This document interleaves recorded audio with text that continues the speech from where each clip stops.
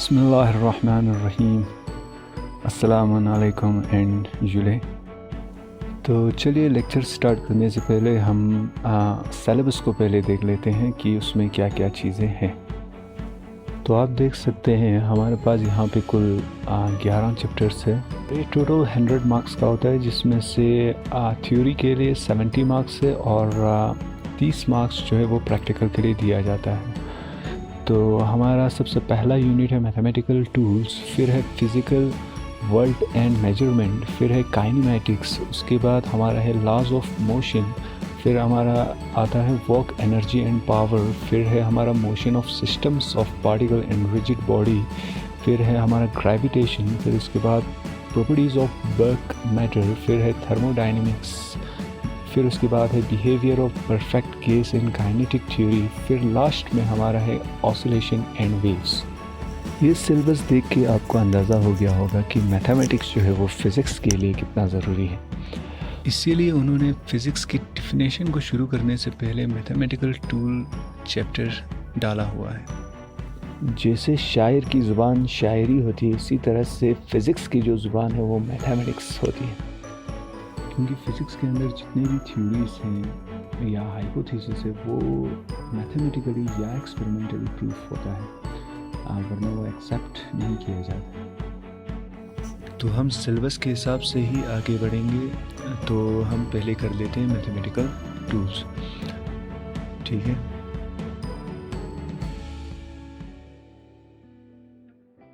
तो चलिए सिलेबस के हिसाब से ही शुरू करते हैं। तो हमारा सबसे पहला टॉपिक है फंक्शन। तो फंक्शन क्या होता है, इसको जानने से पहले आपको थोड़ी बेसिक कॉन्सेप्ट के बारे में पता होना चाहिए। उसमें से सबसे पहली चीज़ आती है क्वांटिटी क्या होती है।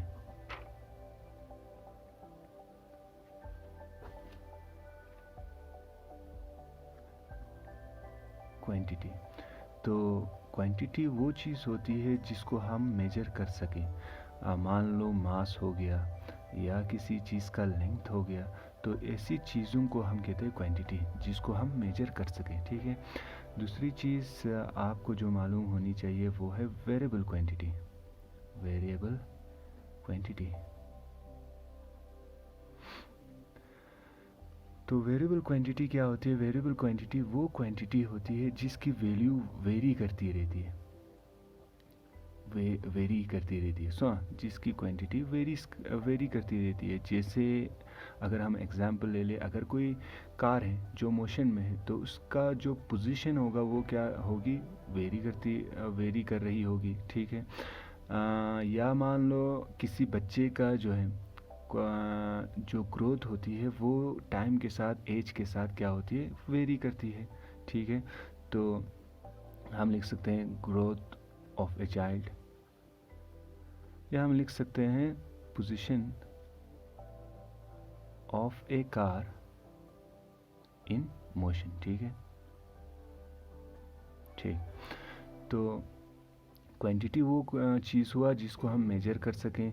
वेरिएबल क्वांटिटी वो चीज़ हुआ जो जिसकी वैल्यू जो है वो क्या होती रहती है, वेरी होती रहती है, जिसकी वैल्यू जो है वो वेरी होती रहती है। तो जो क्वांटिटी वेरी नहीं करती उसको हम कहते हैं कांस्टेंट क्वांटिटी। कांस्टेंट क्वांटिटी, ठीक है।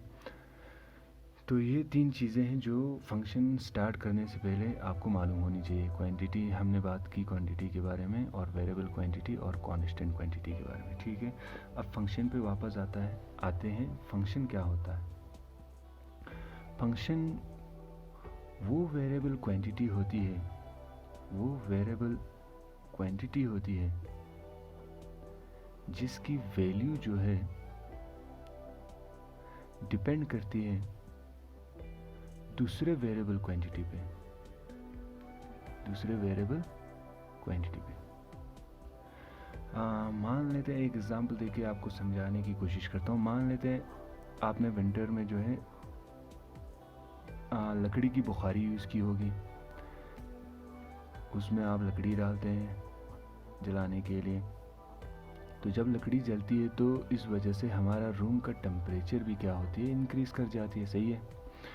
तो जब ये लकड़ी सारी जल के ख़त्म हो जाती है तो हमारा टेम्परेचर भी धीरे धीरे क्या होता है, कम होती है। ठीक है, फिर हम दोबारा लकड़ी डालते हैं, फिर हमारा टेम्परेचर फिर बढ़ जाता है, फिर लकड़ी ख़त्म हो जाती है, फिर टेम्परेचर डाउन हो जाती है। तो इस तरह से यहाँ पे हम देख सकते हैं कि जो टेम्परेचर है, रूम का जो टेम्परेचर है, वो डिपेंड कर रहा है कि हम बुखारी के अंदर कितनी लकड़ी डाल रहे हैं। ठीक है, तो हम कह सकते हैं जो टेम्परेचर है वो डिपेंड कर रहा है किसके ऊपर, नंबर ऑफ़ वुड्स के ऊपर जो हम बुखारी के अंदर डाल रहे हैं। ठीक है, तो यहाँ पे टेम्परेचर हुआ वो डिपेंडेंट क्वांटिटी कहते हैं इसको हम, डिपेंडेंट क्वांटिटी। और जो लकड़ी हम डाल रहे हैं वो हम अपनी मर्ज़ी से डालते हैं, तो ये हुआ independent quantity, independent quantity, independent quantity. ठीक है, तो इस केस में, इस पार्टिकुलर केस में हम लिख सकते हैं जो टेम्परेचर है, जो टेम्परेचर है is a function of number of woods जो कि हम बुखारी के अंदर डाल रहे हैं। ठीक है, तो फंक्शन वो क्वांटिटी होती है जिसकी वैल्यू जो है दूसरे क्वांटिटी के ऊपर डिपेंड करती है। अगर ये चीज़ चेंज हो गई तो हमारा टेम्परेचर की वैल्यू भी चेंज होगी। ठीक है, तो अगर हम इसकी टेम्परेचर को अगर हम y से डिनोट करें और नंबर ऑफ़ वुड्स को अगर हम x से डिनोट करें, तो मैथमेटिकली जो फंक्शन होता है उसको हम इस तरह से लिखते हैं, y is equal to F of x। ठीक है, y is equal to F of x। ठीक, चलो एक एग्ज़ाम्पल ले लेते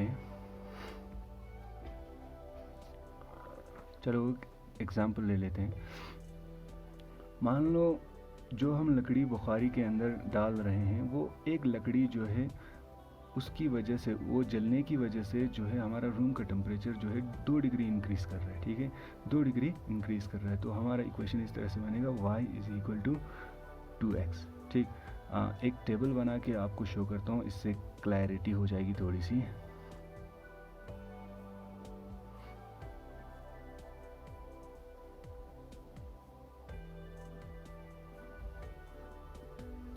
यहाँ पे हम x की वैल्यू डाल देते हैं, यहाँ पे हम y की वैल्यू। ठीक है, अगर हम मैं x की वैल्यू को 0 पुट कर दूँ, ठीक, तो x 0 पुट करने पे आएगा 2 इंटू 0, y की वैल्यू हो जाएगी 0। और अगर हम मैं x की वैल्यू को 1 पुट कर दूँ तो ये बनेगी हमारी 2 इंटू 1 2। तो अगर हम मैं x की वैल्यू को 2 पुट कर दूँ तो 2 इंटू 2 ये होगा 4। ठीक है, तो यहाँ पे आप देखिए, अगर हम कुछ भी x की वैल्यू को 0 पुट करते हैं, मतलब अगर हम बिल्कुल लकड़ी ना डालें बुखारी के अंदर, तो टेम्परेचर जो है वो इंक्रीज़ नहीं होगा। ठीक, अगर हम एक लकड़ी डाल रहे हैं तो टेम्परेचर जो है वो 2 डिग्री इंक्रीज़ कर रहा है, अगर 2 लकड़ी डाल रहे हैं तो हमारा जो टेम्परेचर होगा वो 4 डिग्री इंक्रीज़ करेगा। ठीक है, तो इस तरह से जो है हमारा टेम्परेचर जो है वो इंक्रीज़ करता है। ठीक है, तो एक चीज़ का यहाँ पे ध्यान रखना, यहाँ पे देखिए, जब भी x की वैल्यू चेंज हो रही है तो इसके साथ साथ y की वैल्यू भी क्या हो रही है, चेंज हो रही है। ठीक है, तो y की वैल्यू जो है वो डिपेंड कर रही है किसके ऊपर, x के ऊपर। तो y क्या है, function of x, y is a function of x। ठीक है, एक यहाँ पे इम्पॉर्टेंट चीज़ याद रखने की ज़रूरत है, यहाँ पे y की वैल्यू हमेशा क्या होनी चाहिए, फाइनाइट एंड सिंगल। फाइनाइट मतलब जिसको हम काउंट कर सके, सिंगल में यहाँ पे सिंगल डिजिट की बात नहीं कर रहा हूँ, सिंगल मतलब एक ही वैल्यू होनी चाहिए, मतलब 2-3 वैल्यू नहीं होनी चाहिए। मतलब x की वैल्यू अगर हम 2 पुट कर दे तो ये 4 5 6 या 4 7 8 ऐसा कुछ 2-3 वैल्यूज़ नहीं आनी चाहिए। मैं एक एग्जांपल लेके समझाता हूँ। मान लेते हैं हम इक्वेशन ऑफ सर्कल ले लेते हैं। इक्वेशन ऑफ सर्कल होता है हमारे पास X square plus Y square is equal to 1। ठीक है, यही होता है। अगर मैं इस केस में x की वैल्यू 0 पुट कर दूं,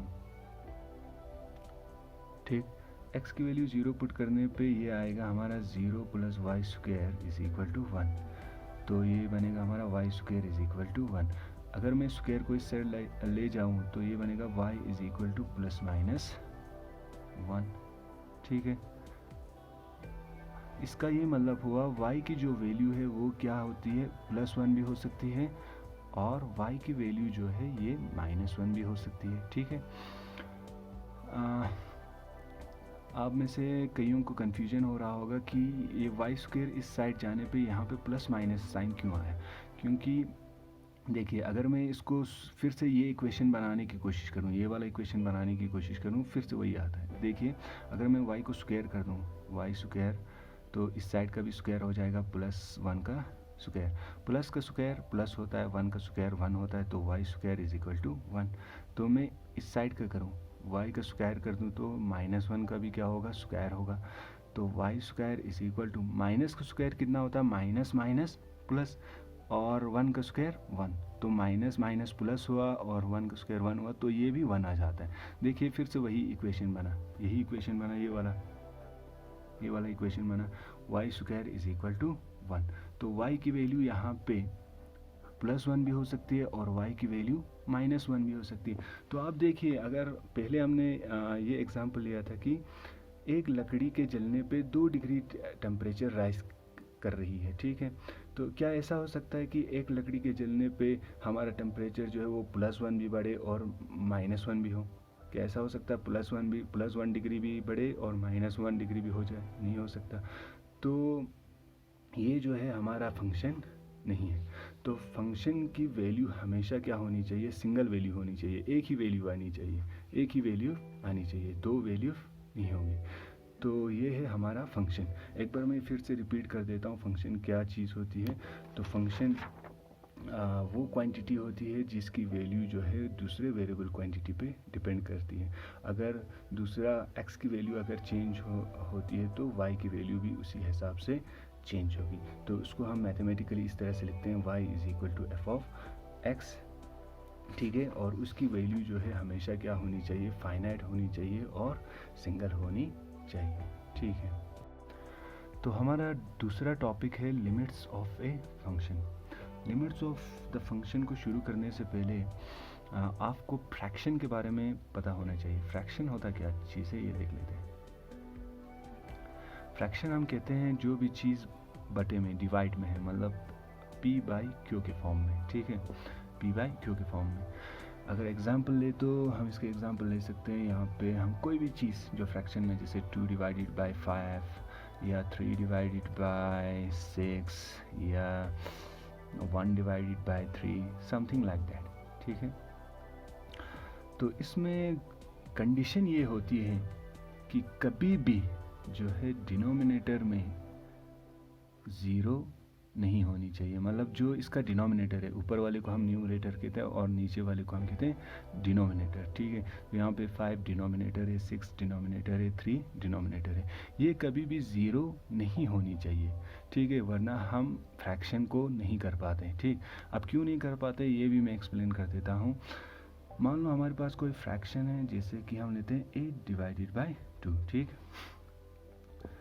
तो इसको हम ऐसे डिवाइड कर सकते हैं, 2 × 1 = 2, 2 × 4 = 8, तो हमारा रिजल्ट आएगा यहाँ पे 4, ठीक है। तो उसको हम ऐसे भी लिख सकते हैं मल्टीप्लिकेशन के फॉर्म में, 2 × समथिंग इज इक्वल टू 8। यही हुआ, 2 × समथिंग इज इक्वल टू 8, हमारा रिजल्ट ये है, ठीक है। तो यहाँ पे कितना आएगा, 2 × 4 इज इक्वल टू 8। इसी केस को अगर हम 0 पुट कर दे डिनोमिनेटर में, 8 डिवाइडेड बाय 0। अब इस केस में क्या 8 0 से डिवाइड हो सकता है? तो ये हम मैथमेटिकली इस तरह से लिखेंगे, 0 × समथिंग इज इक्वल टू 8। तो आप बताइए यहाँ पे क्या आएगा, क्या 1 आएगा? 0 × 1 ये 0 हुआ, 8 तो नहीं हुआ। 0 × 8 कर दीजिए, 0 × 8 0 हुआ, फिर से 8 तो नहीं आया। 0 × 100 कर दीजिए, फिर से 0 आएगा। 0 × 1000 कर दीजिए, फिर से 0 आएगा। 0 × कुछ भी लिख दीजिए, ये कभी भी 8 नहीं हो सकता। तो हम सिंपली इनफिनिटी लिख देते हैं कभी कभार, या हम सिंपली इसको कह सकते हैं अनडिफाइन। ये क्या है? अनडिफाइन है, अनडिफाइन। मतलब हम इसको डिफ़ाइन नहीं कर सकते, हमें पता नहीं है कि 0 से कौन सा नंबर मल्टीप्लाई करने पे 8 आएगा, ठीक है। तो ये अनडिफाइन है, तो हम इस टाइप के फ्रैक्शन को हम नहीं कर सकते। तो फिर से वापस आते हैं लिमिट्स ऑफ ए फंक्शन के ऊपर, ये क्या चीज़ है। तो ये होती है it is the value to which the function approaches और tends to approach. It is the value, ये वो वैल्यू होती है जहाँ पे फंक्शन अप्रोच कर रही है या अप्रोच करने की कोशिश कर रही है। अब इसका क्या मतलब हुआ, मैं समझाता हूँ आपको ठीक तरह से। देखिए कभी कभार जो है हम फंक्शन की वैल्यू जो है किसी कहीं पॉइंट्स पे हम नहीं निकाल पाते हैं। मान लो हमारे पास एक एग्जांपल है, जैसे हम लेते हैं y इज इक्वल टू, हमारे पास एक फंक्शन है, मान लेते हैं X square minus 1 is equal to x minus 1, ठीक। अब लिमिट क्या कहता है, देखिए यहाँ पे अगर हम x की वैल्यू को अगर हम 1 पुट कर दें तो ये क्या बनेगा 1 माइनस 1, तो ये 0 हुआ, ठीक। ये क्या बनेगा 0 बनेगा। तो यहाँ पे डिनोमिनेटर में क्या आया 0 आया। तो मैंने पहले ही कहा था कि जब डिनोमिनेटर में 0 आता है तो उसको हम डिफ़ाइन नहीं कर सकते, ठीक है। तो यहाँ पे x इजिकल टू 1 पे ये फंक्शन जो है वो डिफ़ाइन नहीं करेगा, हम इसकी वैल्यू को, फंक्शन की वैल्यू को नहीं निकाल सकते, ठीक। तो यहाँ पे लिमिट काम आता है। ये मैथमेटिक्स के अंदर जो है लिमिट का आइडिया जो है ये एक शानदार आइडिया था। तो ये कहता क्या है, अब देखें, ये लिमिट कहता है कि ठीक है हम x की वैल्यू 1 पुट नहीं कर सकते, हम x फंक्शन की वैल्यू x इजिकल टू 1 पे नहीं निकाल सकते, लेकिन ये कहता है कि एक इंटीजर लाइन बनाता हूँ मैं,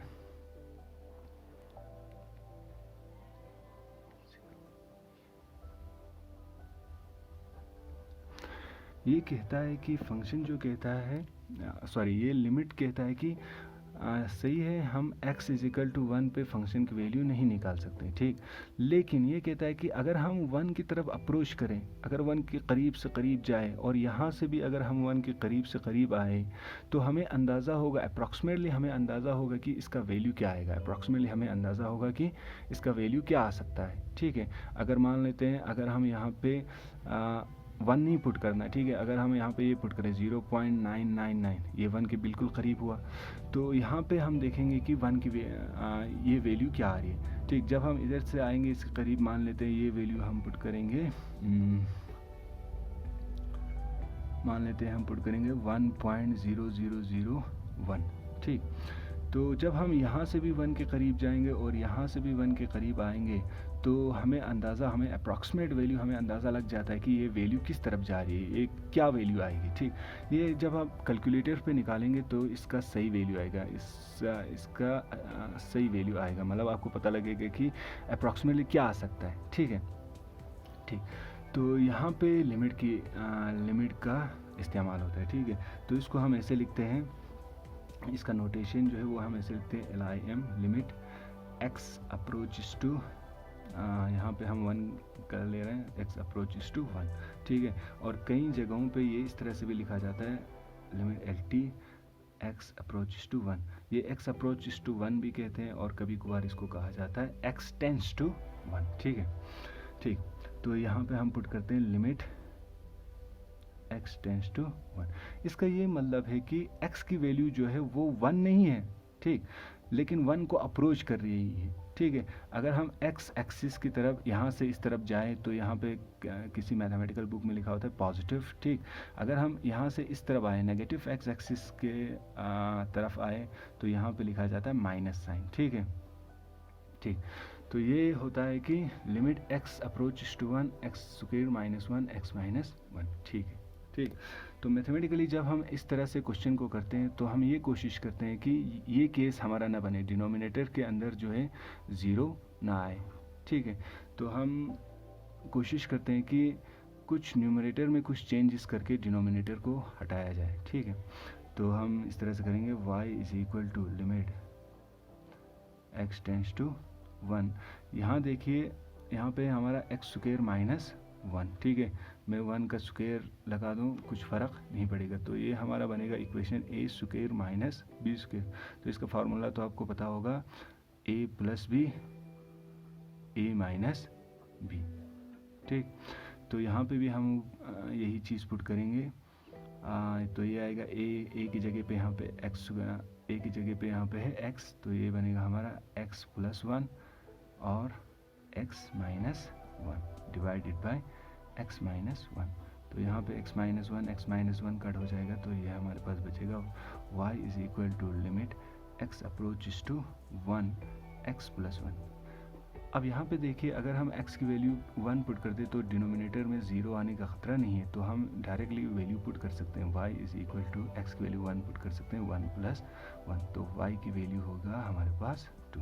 ठीक है, तो इस तरह से जो है हम लिमिट की वैल्यू निकाल लेते हैं। ठीक है, मैं एक ग्राफ बना के यहाँ पे आपको समझाने की कोशिश करूँगा, इससे आपको थोड़ी सी क्लैरिटी बढ़ जाएगी। ठीक है, ये मैं एक ग्राफ बना लेता हूँ।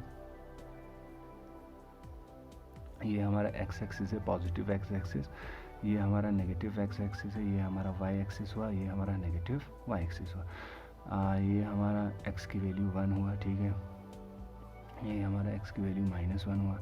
यहाँ से x की वैल्यू अगर हम निकालें तो ये स्ट्रेट लाइन बनेगी, x = क्या आएगा -1। ठीक है, x की वैल्यू हमने पहले भी कहा था कि x की वैल्यू 1 तो नहीं हो सकती, तो -1 तो हो सकती है।